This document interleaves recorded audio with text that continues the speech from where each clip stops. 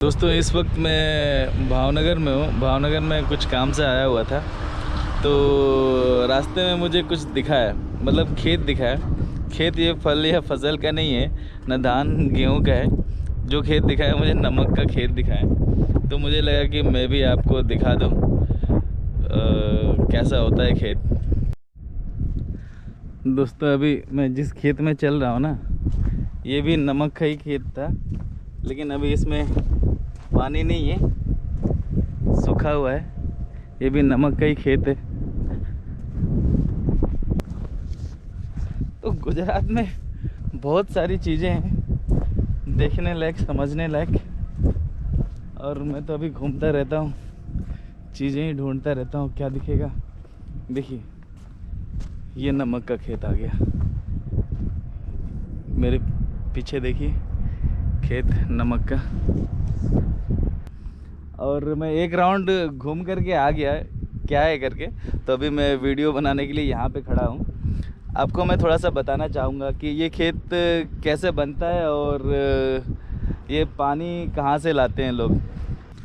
तो यहाँ से करीब करीब समंदर 30 से 32 किलोमीटर दूर है, और आप सभी को पता है कि समंदर का पानी खारा होता है और पानी के साथ साथ सॉल्ट होता है।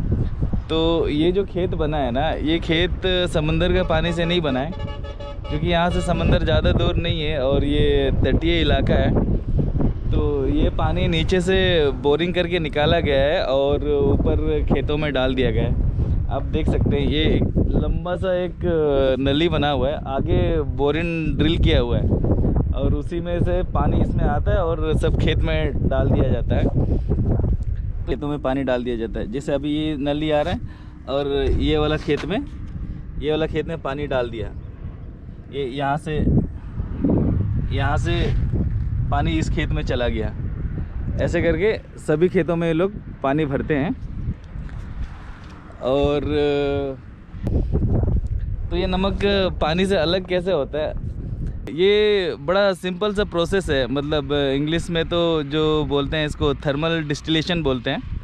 मतलब बोरिंग करके ये खारा पानी को खेत में छोड़ दिया जाता है और पानी तो इवापोरेट होके उड़ जाता है, मतलब वाष्प बन के उड़ जाता है और नमक सेटल हो जाता है। आप देख सकते हैं जैसे नमक अभी सेटल हुआ है नीचे खेत में। देखिए ये नमक सेटल हुआ है इसमें। यही है, मतलब ये दिन में सूरज की गर्मी से जो धूप मिलता है या गर्मी मिलता है, उसी की वजह से पानी गर्म होकर वाष्प बन जाता है और नमक सेटल हो जाता है। और इसी प्रक्रिया को थर्मल डिस्टिलेशन बोलते हैं इंग्लिश में। जब ये नमक खेत में सेटल हो जाता है ना, तो उसके बाद ये नमक को जेसीबी से उठाते हैं और ट्रैक्टर में भर के ले जाते हैं। उधर वो काम हो रहा है, आपको अगर कैमरे में दिख रहा होगा तो जेसीबी से उठा रहे हैं और ट्रैक्टर में भर रहे हैं। क्योंकि ये तो खेत है, मतलब मिट्टी है, इसके नीचे कुछ भी रखा हुआ नहीं है, तो ये मिट्टी के ऊपर ही सेटल होते जाता है।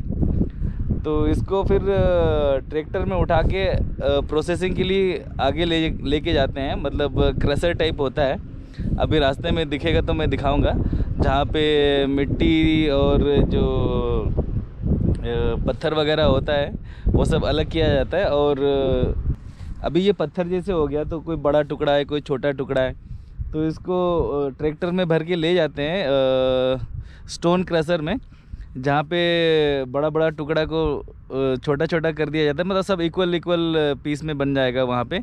और चूँकि ये खेत तो आपको पता है कि इसके नीचे कुछ भी नहीं रखा हुआ है, एक जस्ट खेत है मिट्टी का, उसके ऊपर पानी डाल दिया जाता है और उसी में नमक सेटल होता है। तो इसमें मिट्टी भी रहता है।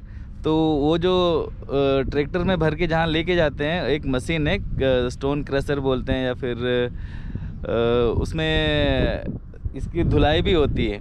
तो मतलब तो जाके ये कच्चा नमक तैयार होता है। मतलब खाने लायक तो होता भी नहीं है, उसके बाद भी क्रशर में प्रोसेसिंग होने के बाद भी आगे फैक्ट्रीज़ में ले जाना पड़ता है, उसके बाद जाके ये खाने लायक नमक बनता है। जैसे टाटा सॉल्ट वगैरह बनाता है, निरमा नमक बनाता है, ये लोग बनाते हैं। ये बड़ी बड़ी कंपनियाँ बनाती हैं। तो ये कच्चा माल है बेसिकली नमक का।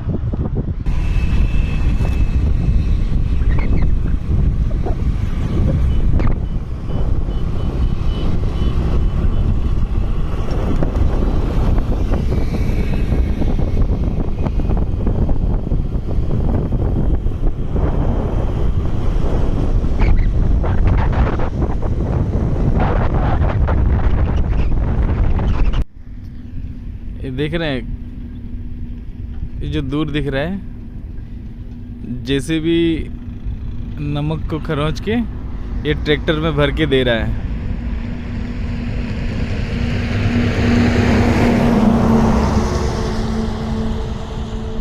ये ट्रैक्टर में भर के ले आता है क्रशर में।